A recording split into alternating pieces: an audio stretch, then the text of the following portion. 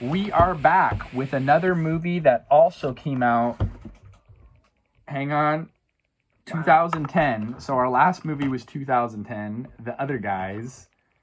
And it seems that they were doing similar box designs in 2010. Now we're reviewing She's Out of My League, the funniest comedy since The Hangover. I don't know about that. I don't know about that either. And then it's on the back of the box, it says, a blend of sweet and raunchy and has its heart in the right place, said Peter Travers of the Rolling Stone. But then I think he only gave it 1 star. Are you serious? Yeah. Wow. So they pulled one good thing out of his abysmal review of the film that I briefly read snippets of on Wikipedia. So this movie, again, it came out in 2010. Directorial debut of an English guy as the director. His name is Jim Field Smith. He's mostly doing BBC stuff. Didn't really recognize anything else that he's done. And it was written by... Quality reviews. I can't... I have so much... Sean Anders and John Morris. And I briefly went over their bios. Didn't really see anything too notable. Sean Anders co-wrote Hot Tub Time Machine. Wow. So, there you go. And Mr. Popper's Penguins. Oh, okay. What's up with us watching all these 2010 movies? I don't know. I didn't purposely do back-to-back reviews of the 2010 films. Yeah. So, this movie is starring... What's the guy? So... Backstory. My friend Jonathan sent us this TV show, one season show called Undeclared. Judd Apatow put it out. Pretty and good. The main guy in this movie, this guy right here, whose name I wrote down, but there's so much notes typed. Jay Baruchel. I don't know how to pronounce it. He's in Undeclared. He's the main guy in this movie. And then the female lead is... He said she was low-budget Reese Witherspoon. She does kind of look like Reese Witherspoon. She's a pretty girl. In some shots, not all the time. I didn't even... Oh, Alice Eve is her name. Okay, I haven't seen her in a lot. Fun fact, her parents in the movie were played by her real-life parents. Oh, wow. So this movie was filmed on location in Pittsburgh, Pennsylvania, where the movie is set. I thought it was a great ensemble cast. His friend group, his family. The mom plays the mom on That 70s Show. Oh, yeah. Yeah, she was This good. movie had its moments. It was produced by a guy named Jimmy Miller, who is the brother of comedian Dennis Miller. And I feel like this movie could have been much more accessible if it wasn't rated R. Rated R? It's rated R. Oh. A lot of I thought it was PG-13. Nope. It could have been PG-13, and I think it would have been a lot more accessible as a rom-com. Oh, but it had a lot of raunch. Not too much raunch, but it had a lot of F words. A fair amount. So many F-bombs. And some bare naked dude's ass, which I was not expecting, but... Yes. It showed his butt. But that scene was a funny scene, though. It was. Yeah. So... It was a little bit... over the top, but you know. I'll let you take the reins because in private you say that I talk over you and I don't let you say enough. So now, talk about the movie. So you're gonna spring that on me in the middle of the video. Great. Sounds real. Oh, okay. Yeah. So I haven't really seen her in a whole lot, like I said. Would you say she's a 10? He hasn't really been in a lot either that I know of, but maybe I'm wrong. Maybe I just and the whole thing in the movie is they keep saying that he's a 5 and she's a 10, and how do they end up together? Do you say that she's a 10 on the 1 to 10 hotness scale? I mean, I don't know. Why am I rating another woman? That's not you right. always ask me, like, I think she's a 10. Would you be with this person and it's a woman? I'm like, I'm not lesbian. So although I don't know her girlfriend is played by...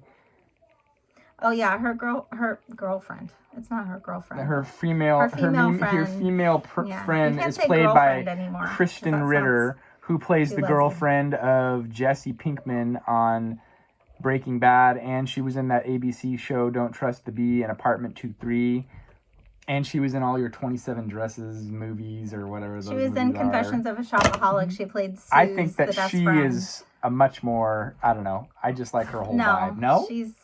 She's very negative in the movie. And in most of her movies, she plays kind of that bratty role. Yeah, maybe that's how she is in real life. I don't know. She's very like brash. The friend.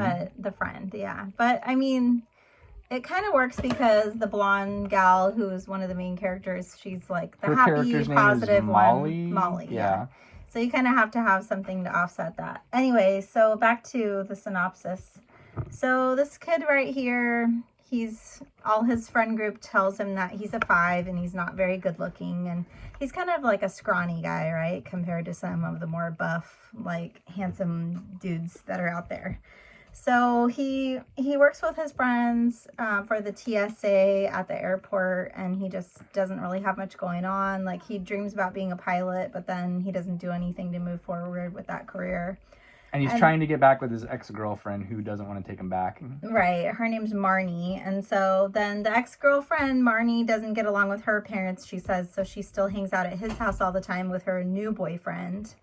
I think his name's Ron. I can't remember. I think so. And then the parents love Marnie, and his family's kind of portrayed as like... He calls them vampires that suck the life out of every situation. Okay. Yeah, so... I don't know. They're kind of mean to him. I don't want to say the wrong thing, or offend anybody, but his family, they kind of portray his family as like white trash, if you will. Like they're kind of like inappropriate and just not classy. Mm-hmm. And then he's kind of just a nice guy, kind of gives off more classy vibes, but he's just not really going anywhere, like I said, with his career. Like his brother's kind of like a meathead and wants to like wrestle him and like grab him in a headlock and give him a noogie. Yeah, the brother kind of acts like he's 5 years old still instead of like a grown man, but yet the brother is like engaged. And they further personify the white trash vibe because she's a high-class event planner, and she said her cheapest event is $15,000, and his brother's fiance is pregnant, and they're going to get married, and they're going to do a NASCAR-themed wedding. Yeah, so when the brother finds out that she's an event planner, he's like, oh, that's got to make some money, like blowing up balloon animals and stuff like that, and she's like, what? Like, my most cheapest event is $15,000. And then at that point, they're like, okay, why would you look at this guy? So they're really building up the fact that he's just kind of like, she's supposed to be in law school, her dad was a pilot. Yeah, she drops out of law school, but she doesn't tell her parents because it's the classic, like, I don't want to do what my parents want me to do, but I don't want them to be mad at me type shtick, which we see in a lot of these teeny bopper 20-something movies. And then he's just nice to her because she leaves her phone at the airport, and then he gets it back to her because he works there, right? So that's how they meet. Like, he helps her out at the airport, and she just thinks he's a nice guy, which he is. She thinks he's a nice guy, and she's tired of dating these like guys who are handsome, but they're mean to her, and they're like just not nice, you know. They cheat on her. They're like the typical jock. Yeah, so she that you see in these type of rom-com movies where it's like, why is the girl like in the movie The Wedding Singer? Oh. Remember how the Drew Barrymore character was gonna marry that one guy, and then like he's telling like Adam Sandler how he's like going on all these business trips and he's still gonna cheat on her even when they're married, and he thinks it's not a big deal. Oh, I forgot about that. Yeah. It's been a while since I've seen So like those types of characters that you see in movies, that's like the nice girl's always married to this douchebag guy. He looks like a jock, but he's kind of like or dating the douchebag guy. And he's maybe not that smart. Yeah. So anyways, so they start dating, and she really does like him. Like, at first she admitted that she picked him because he seemed safe and like she wouldn't get hurt, but then she really does like him and develop feelings for him, but he can't really move forward in the relationship because he just thinks about how good looking she is. He's so much lower on the scale. She could do so much better than him looks wise. Mm-hmm. So, but the moral of the story, I guess, like without giving too much away, because I don't know if anybody wants to watch this. It's a 15-year-old movie almost. Well, okay, but I really love the story development of the characters. And I loved the characters. I thought it was great. Especially like his one friend who's married, who's kind of like a chunky guy, and you know, maybe not the best looking, but he's really sweet. Yeah. Like at one point, all the other guys are giving this guy a hard time and saying like, oh, you're just this average looking guy, like you're a solid 5 or whatever. and then the married guy kind of calls everybody out and says, what are you guys talking about? Like, don't you realize that you're like giving out this relationship advice? And I'm the only one who's actually married. Like, you guys, all the rest of you clowns don't know what you're talking about, basically. Yeah.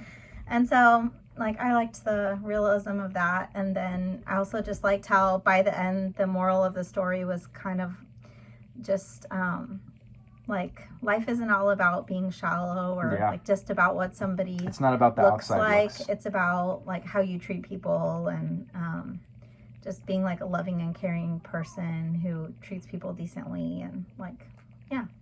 So I this liked it. this movie was not a darling of the critics. It had a $20 million budget and it went on globally to gross $49.8 million. So it was somewhat of a commercial success. Mm. That being said, Rotten Tomato critic average is only 57%, which I think is unfair. But Yeah. then over 100,000 audience member average on Rotten Tomatoes is 59%. Excuse me. IMDb, dang. IMDb is 6.4, disgusting. 6.4, I'm just I have kidding. like a slight burping problem. Six But you po- guys didn't need to And know your that. dad said that you'd never find a man because of that. That was not what he said. He said that I would burp in front of the wrong person and I would embarrass myself. And that I don't think ever happened. In fact, I have friends I guess who I burp. guess I I didn't have friends remember who that burp correctly. out loud. Huge shout out, Kyle. Sorry, Kyle. And you know what? I'm still friends with those people. I literally don't care. So, in fact, it makes me feel better. It makes you about feel my comfortable. burping, so I'm fine. IMDb 6.4 out of 10. Not very many people have submitted their reviews to Google, but there's an average of 236 people that have submitted their reviews, and the average is 4.6 out of 5. So that's high. And I think this movie is way better than the Rotten Tomato average. I enjoyed it. I liked the story overall. I hear people crying, so I got scared. I'll be right back. I am going to go 3.5 out of 5. 3.5 out of 5. I think Roger Ebert said that it was good, but it wasn't a comedy classic. Okay, we're all good. I just had tend to check. agree. It is a good movie, but it is not the best comedy classic. So I'm 3.5 out of 5. I am also, I think I'm 3.5 out of 5. And the reason why is just because of the F-bombs, and it was just way too many. And this movie it was could have ridiculous. been a PG-13 movie without so much profanity and some of the more raunchier stuff, and I think it would have been a much more attainable movie. There were some really funny parts, but even some of the funny parts were like a little over the top. Like, it would have been funnier if it wasn't quite that crass. Like, there was this part where he's about to get on an airplane with his ex-girlfriend because he's like, I'll just get back with my ex because this other Girl, lady I'm not good enough for is her. or out of whatever. my league, Yeah. hence the title. So then he gets on the plane, but then like his friends tell him, you know, you should get back with Molly.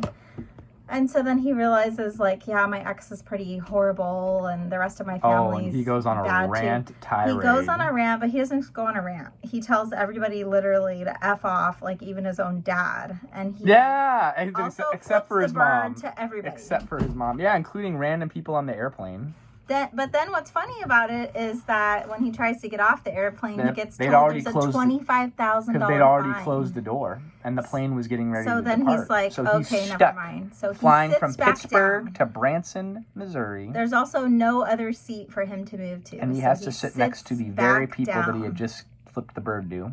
Awkward. I mean, I laughed, but Oh, and the other Still, best scene it was way is too they're crass. trying to like get him ready for his first Backwards. bedroom time with the high quality 10 out of 10 girl. And his friends say it's time to shave the old nether bits, and it's awkward and freaky. So that's a wrap, folks. We'll Very leave it awkward. We'll leave it at and that. I have children, so I can't. We'll see you next time. Thanks for watching. Bye.